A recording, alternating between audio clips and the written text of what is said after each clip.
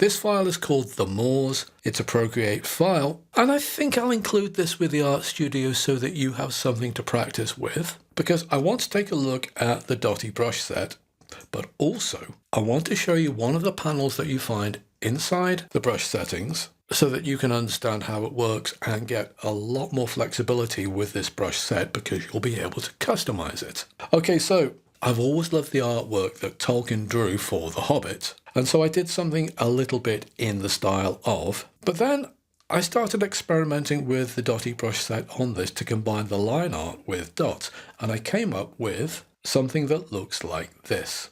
It's a mixture of line art plus a whole load of dots, and if I zoom in on a particular area, there you are, line work plus loads of dots. And I'm actually working on this at the moment because I wanted to see how all the line work plus all the dotty bits, I wanted to see how they'd work together. And all the dots in this picture are all done using the Dotty brush set. Now let's find a more of a blank area, say around here for example, and I'll show you what happens with this. I'm set to a straight black. Let's choose DC pointy line, and you've got a line like this. And one important thing to note is that if you're going to use this brush set, you can create huge areas of dots really, really quickly because, as you can see, I've got lots of different brushes here. But it's important that every time you choose a different brush, the brush size is always set to the same amount. Otherwise, you're going to get different sized dots. And that doesn't really work for traditional stippling, which is what this technique is. Loads of dots put down. This brush set is included with the Pointillism masterclass, which is available on Udemy amongst other places. But as somebody who brought it rightly pointed out, this technique isn't Pointillism, it's stippling. So let's take a look at this. DC pointy line. Every single brush in the Dotty brush set uses the same shape. It's this triangle shape. As for the grain, it's just a simple white background, so that's got no effect on the actual marks you make. Everything is made up using the shape. But if I draw a line like this, all those shapes are splatted down really, really quickly to give me a continuous line. That is determined by this top setting, the stroke path. You can see the spacing is set to none. If I slide up the spacing slider, after a while, can you see that? The line is made up of lots and lots of a little triangle shape all splattered down as you draw. But if you alter the spacing in the stroke path settings, you can control how often or how widely spaced those individual brush heads are. And that's a continuous line. This is a more broken line. This is a more broken line. And those are all fairly evenly spaced apart. If I come to the spacing jitter, and I play around with the spacing, can you see that? The spacing jitter is altering the space in between those individual brush splats. So you're getting a more random feel. You can increase that. Look, if I come to jitter lateral, as I move that up, the various splats that make up that brush stroke are starting to drift apart. And if I make it really wide, that's less of a brush stroke, more of an area. And if I come to the jitter linear, well, that's doing something similar to this spacing jitter. And by riding these sliders in the stroke path, you can take any brush you want and dramatically alter the way it goes down on the page. Now I'm going to press cancel for that. I'm going to come to, say, DC pointy line broke 1. Tap on it again to go into the brush studio. And this is basically the same brush. The only difference is the spacing and the jitter lateral and the jitter linear have been altered to give me this slightly broken line. If I come to pointy line broke 2, tap on again to come to the brush studio, the spacing is set further apart. If I come to DC pointy line broke 3, the spacing is set further apart again. If I come to, for example, DC medium scatter and tap on that, it is the same setup apart from the stroke path where the spacing is set fairly wide apart and the jitter lateral and the jitter linear have been set really quite far apart. So now instead of a broken line or a continuous line, you're putting down a wide brush stroke rather than a line. If I come to DC wide scatter at the bottom. The spacing has been jigged around to give me the effect I want, but the jitter lateral and the jitter linear have been maxed out. Look, if I take them back to there, it's a line. Actually, that's quite nice. But play with the sliders and you've got almost an entirely new brush. Okay, so at this point, you may be thinking, well, why not just have one brush and then whenever I want something different, go into the brush studio, play with the stroke path settings, and I can have any brush I want just by playing with them.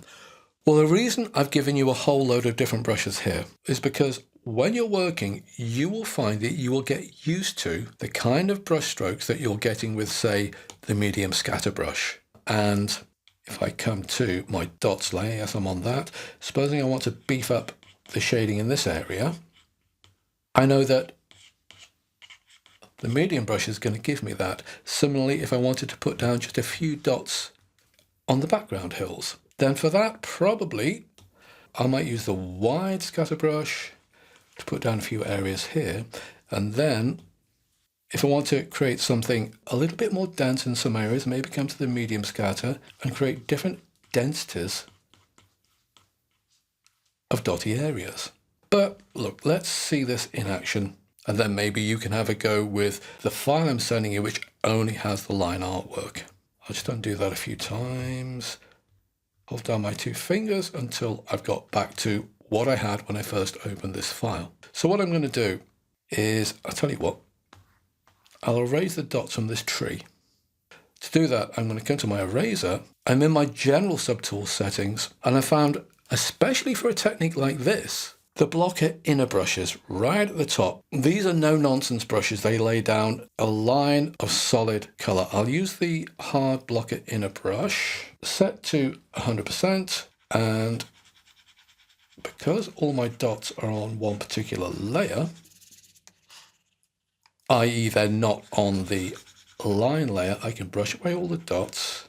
Be careful not to go over because I don't want to lose any of these dots on either side, and I can keep the line artwork. Now you can see I was experimenting a little bit with some dots just on this tree. Okay, so there's my tree. I'm going to create a new layer. I'm not going to draw on my dots layer. You'll see why soon. So there's layer 4. I'm going to come to my dots and I'll choose DC Light Scatter. My brush size is set to 3%. Now I've gone right the way through these brushes, and on my system, all of these brushes are set to 3%. Take a look. It all gives dots the same size. If I was to crank up the size, I get much bigger dots. I don't want that. So two finger tap to undo that. And what I'm going to do is lay down some fairly light areas of color, some fairly light dots, not too closely packed. And you'll notice that I'm going over.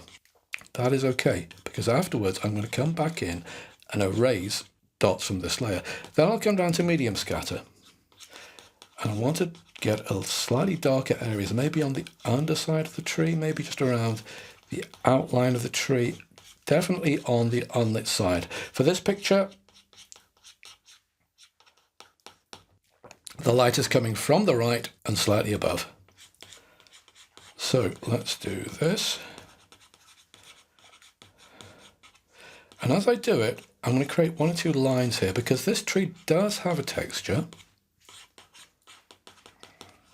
And I'd like that to be represented here. So at this point, I'm going to try choosing Pointy Line Broke 3. Now take a look at this. It lays down dots pretty much in a line, but they're fairly widely scattered. If I compare that with Pointy Line Broke 2, those dots are denser. So I'm building up the density as I go along. And when I do this, look, I'm making brush strokes like this. And I want to get a little bit of variation, a bit of texture into this tree. I'm making slightly cross-hatchy brush strokes. I've got a general idea of what I want this to look like, but I'm not getting too precious about doing careful brush strokes. I'm finding if I do some fairly free brush strokes like this, there's a little bit more energy to the whole thing.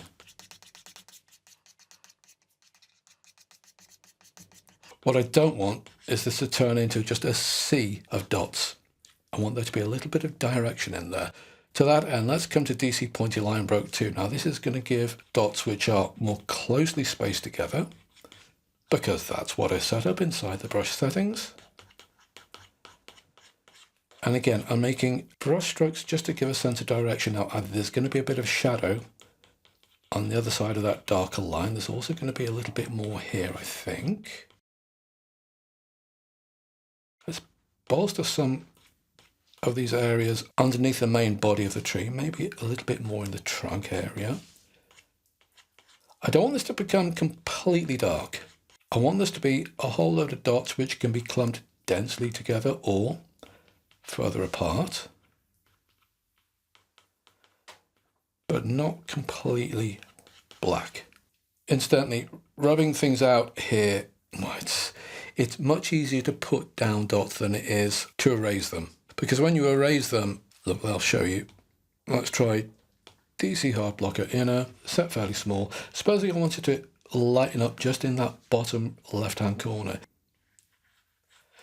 What I'm going to get is a continuous line, and if I zoom right in, it's starting to cut dots in half, which is not really the effect I want. I want a whole load of fairly uniform dots that make up my image, so two-finger tap to undo that.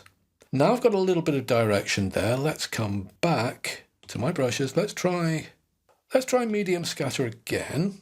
I'm going to darken the areas around the outside of the tree trunk. Now you'll notice I'm going over the edge of the tree and I'm going onto that bit of road or bit of grassland behind it. That is okay. I don't mind doing that because I can always erase the areas on the outside pretty easily. That's the trick to this. Just make this a bit denser all round.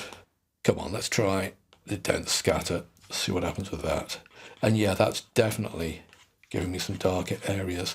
But you see how quickly I can work with this. Imagine you're putting these dots down one at a time. I mean, yeah, you'd have great control, but it would take so long. Also this way, when you're using the line brushes, you get to experiment with different lines. Let's take a look at, say, these cliff areas here. That is a mixture of the area dot brushes plus the line dot brushes added afterwards, just to pick out a little bit of direction so that it looks like it's got a form rather than just a whole load of dots clumped together with no real idea of what it's doing. Anyway, I'm going to come back to light scatter again because I just want to have a little bit of darker just towards the bottom of the tree.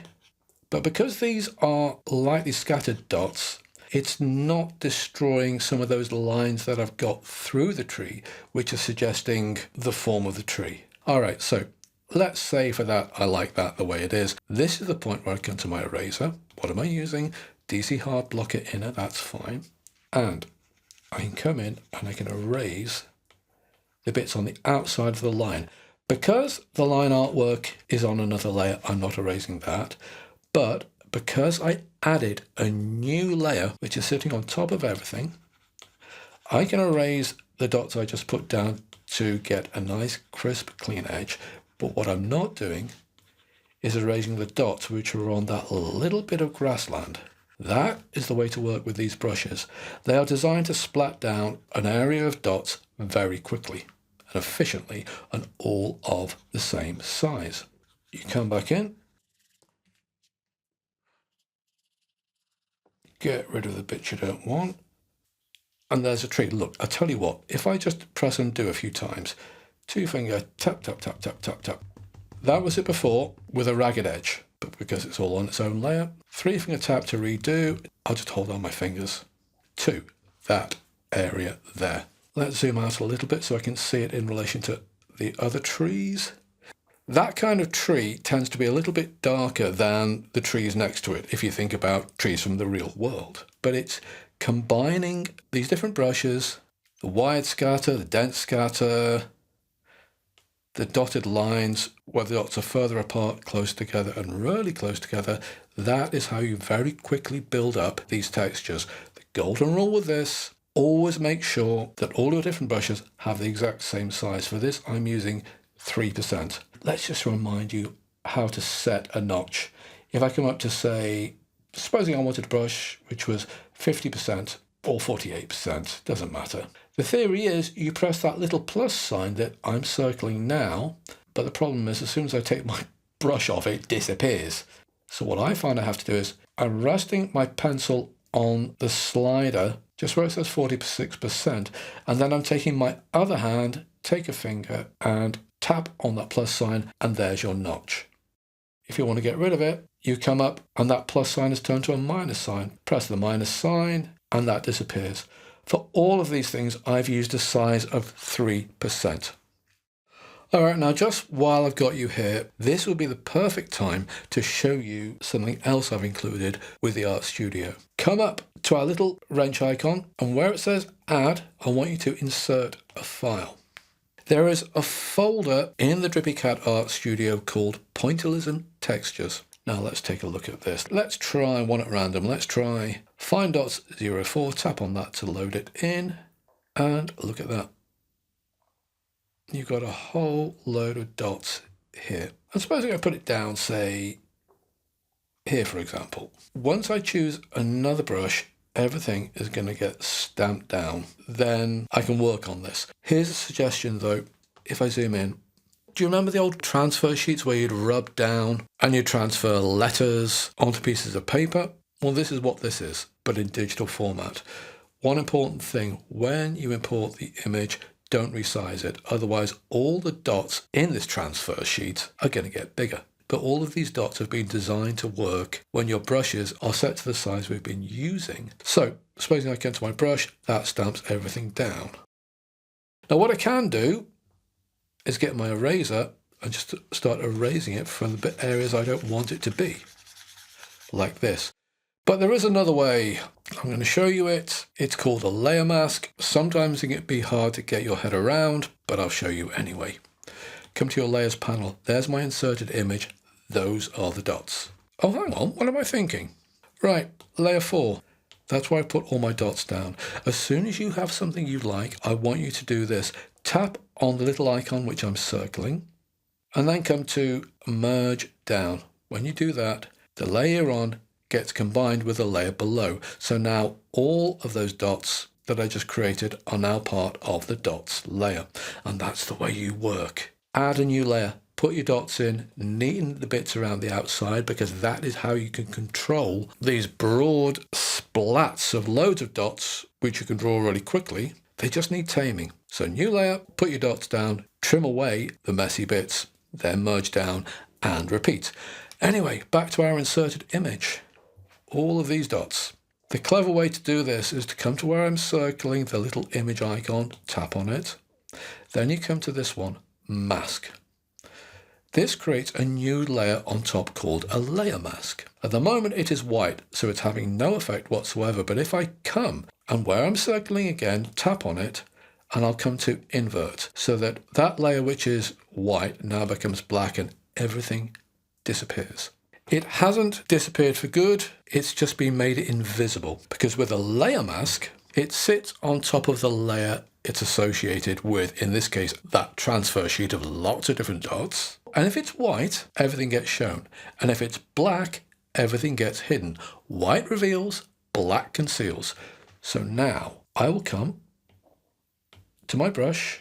I won't use the Dotty Pressure Set. There's going to be a quicker way of doing this. Let's come to General. Let's try DC Hard Blocker Inner. And you'll notice that when I created the layer mask, I automatically got the colour white on my colour palette. So now I've got white, I've got my hard blocker inner. It is set to 100% opaque and whatever size I want, but also I'm working on the layer mask. I am not working on the inserted image. I'm working on the layer mask, and you'll know that because it is now the brighter of the two blues. Supposing I come down to, say, this area where the trees are. Let's make my brush a bit bigger so you can see it. And when I draw, come on, let's do it. Look at that. Because I'm painting in white, I am revealing all of those dots underneath. If I then came and changed my colour from white down to black, and I paint over that, where I paint black, it's now concealing. When it comes to layer masks, white reveals, black conceals. So I will 2-finger tap that a couple of times to get back to where we started. I will come back and choose white with a solid brush set to 100%. And then I will come in and I can create huge areas of dots really, really quickly, like this.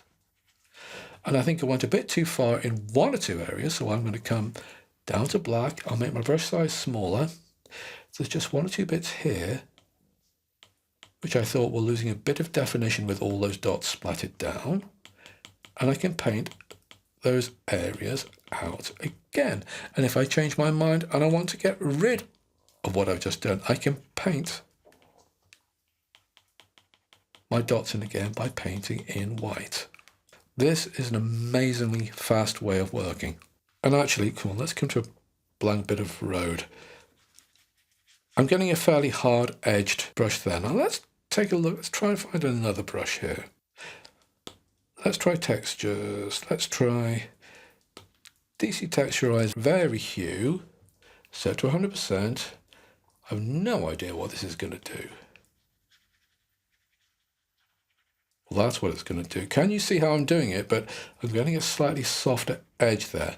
Now, maybe I don't really want that because really with dots, it should be either a black dot or not a black dot. It shouldn't be a grey dot. It's by blending together a whole load of dots together that you get the effect that you want. Let's try DC Reptile Skin.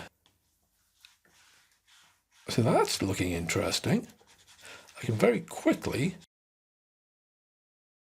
build up a texture. Now, maybe that would be useful for some stonework or something like that. I don't know, or brickwork. And the nice thing about it is if I'm not too happy with the edges, just where it's starting to fade into grey, then I can come choose my hard blocker inner again, make it black, and just conceal those edges like this. How much faster is this if you want to produce a whole load of dots in a silly short amount of time? Well, look at that. Okay, I'm not so keen on that, so I'm going to get rid of that. But that's by using the transfer sheet, you can create large areas. If I just bring in a couple more, come to my wrench icon, insert a file, I'll come to Find.02. If I move that around, you can see there's almost no dots there whatsoever. Let's make that invisible.